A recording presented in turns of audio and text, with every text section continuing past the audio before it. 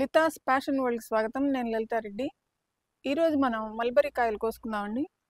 ఇప్పుడు దాకా రోజు పక్షులు తినేస్తున్నాయి. ఇంకా ఎర్రంగా వచ్చినాయి గానీ, అవి నల్లంగా రాలేదని నేను చూస్తా ఉంటాను. కానీ అవి ఎక్కడొస్తాయి? నల్లగా వచ్చినయన్నీ మన పక్షులు ఆరగించేస్తున్నాయి. సో, ఇంక మనం కొన్ని తిందాంలే అని ఇప్పుడు కోసి వీటితో ఒక స్మూతీ తయారు చేద్దామని నేను వచ్చానండి. ఇప్పుడు చూడండి కోస్తున్నాను. చెట్లకు అంతగా బలం లేదు, చిన్న కాయ వచ్చింది దీనికి ఈసారి కూడా. ఈ మల్బరీ ఫ్రూట్స్లో చాలా పోషకాలు ఉంటాయండి. Vitamin A, vitamin C, vitamin E, vitamin K ఉంటాయి. ఇంకా ఐరన్, పొటాషియం ఉంటాయి. ఇంకా యాంటీ ఆక్సిడెంట్స్ ఉంటాయి. ఫైబర్ ఎక్కువగా ఉంటుంది. కాబట్టి ఇవి ఆరోగ్యానికి చాలా మంచిది. ఎలా అయినా అట్లాగా రాగా తినేయచ్చు, లేకపోతే స్మూతీలు అవి చేసుకొని తినచ్చు. డ్రై ఫ్రూట్స్గా కూడా తినొచ్చండి. ఈ ఫ్రూట్స్ తింటే రోగనిరోధక శక్తి పెరుగుతుంది, చర్మం అందంగా తయారవుతుంది, ఇంకా రక్తహీనత తగ్గుతుంది, జీర్ణ వ్యవస్థ కూడా మెరుగుపడుతుందండి. ఇవన్నీ చాలా లాభాలు ఉన్నాయి. ఫ్రూట్స్ చిన్నవే కానీ చాలా మంచివి. కాబట్టి అందరూ వీటిల్ని తినాలి. ఈ అంతకీ నల్లగా రావు, ఎందుకంటే వచ్చినట్టు అవి కోసేస్తున్నాయి పక్షులు. కాయలు కూడా అయిపోతున్నాయి. అందుకని ఈరోజు ఈ పని చేస్తున్నా.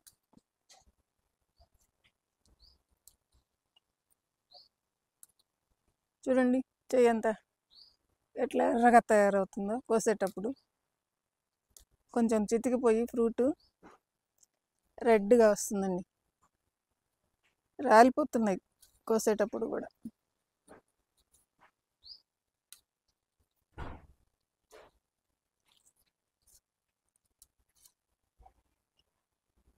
చాలా డెలికేట్ ఫ్రూట్ అండి ఇది.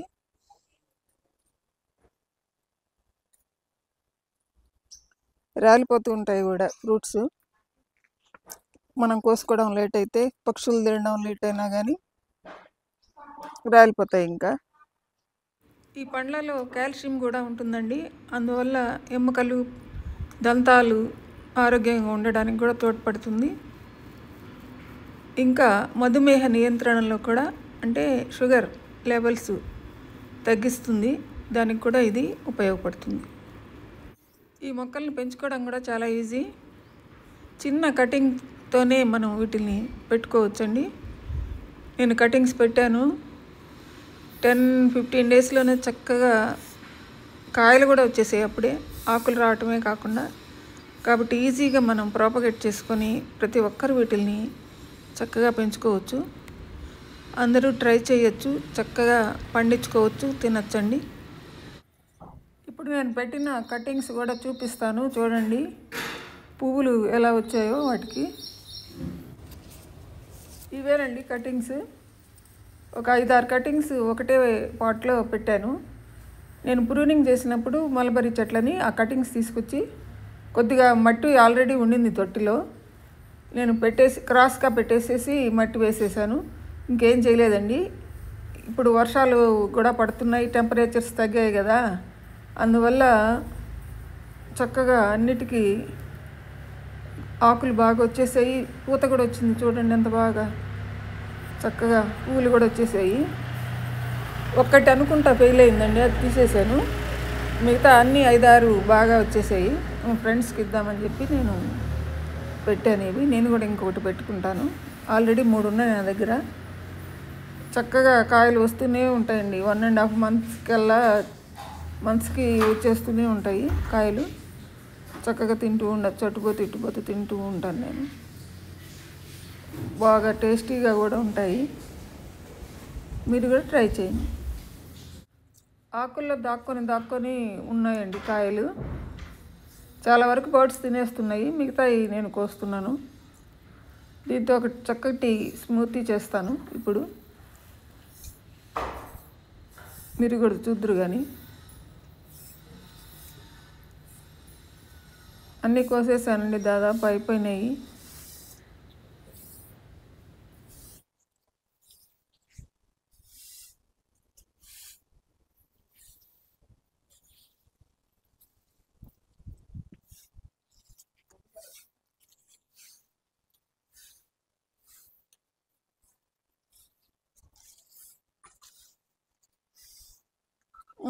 అయిపోయినాయి.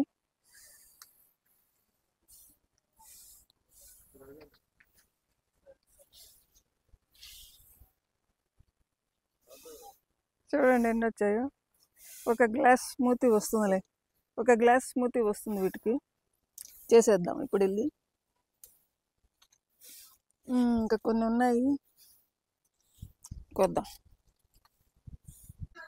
ఇవండి మన మల్బరీ ఫ్రూట్స్. ఇన్ని వచ్చాయి. వీటితో నేను ఒక గ్లాసు స్మూతీ తయారు చేస్తాను అమ్మకి. అమ్మ ఇంట్లో ఉన్నారు ఇప్పుడు, మా అమ్మగారు. అమ్మకి ఇస్తాను చేసి. ఇవి చూడండి, నిన్న కోసిన డ్రాగన్ ఫ్రూట్స్. మిక్సీలో స్మూతీ తయారు చేశానండి. ఇదిగోండి స్మూతీ తయారు చేశాను పాలతో. ఆ కాయలు, తర్వాత పాలు, ఒక స్పూన్ షుగర్ యాడ్ చేశానండి, పుల్లగా ఉంటాయి కాబట్టి. ఇప్పుడు అమ్మకి ఇస్తున్నాను. అమ్మ తాగి టేస్ట్ ఎలా ఉందో చెప్తారు.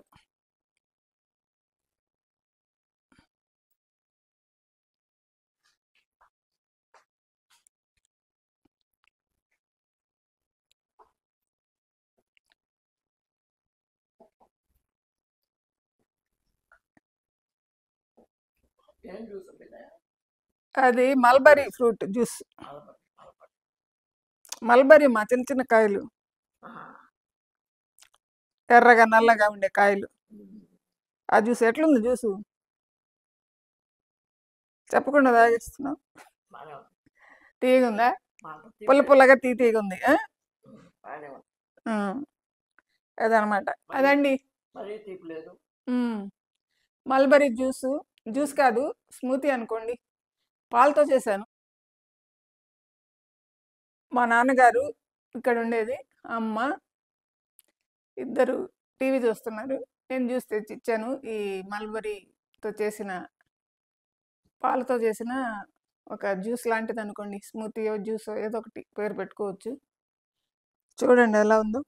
కలర్ కూడా బాగుంది కదా, టేస్ట్ కూడా బాగుందని చెప్పారు అమ్మ. అదండి ఈరోజు వీడియో.